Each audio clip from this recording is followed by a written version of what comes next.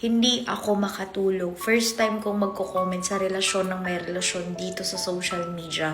Kasi sa loob ng 5 taon, never akong nag-comment sa mga nangyayari dito. Pero itong libaging pagmumukhang to. Ayan. May tinga pa yan. Pinagpalit niya yung pamilya niya, yung asawa niya na walang ibang ginawa kundi magtrabaho. Sa ano?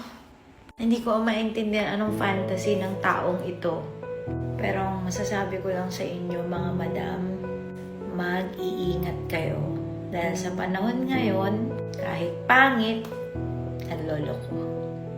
And para sa lahat ng mga pinagdadaanan to, especially kay Miko, na syempre buhay niya ang social media, kailangan niyang mag-content. At sa mga nag-judge sa kanya, kailangan niyang ilabas kung ano yung pinagdadaanan niya. Kasi nga, social media content creator siya. Yun yung trabaho niya. Baka mapansin ninyo, baka mawalan siya ng gana, or pag sinopress niya yung emotions niya, mas lalo lang siya madedepress. I feel very sorry for the kids. Pero the news is out.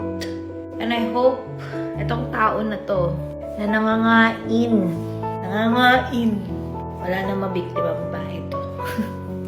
Hindi mo deserve. Pati ako na-anxiety, be. Kasi, yung background ni Miko, di ba, ayaw niyang magpakasal kasi grabe yung trauma na pinagdaanan niya sa broken family. And ang tanging hiling niya ay magkaroon ng buong pamilya. Nandun pa ako nung engagement nila. Ako pa yung isang nag-defend sa kanila na hindi yun scripted. Kasi biglaan.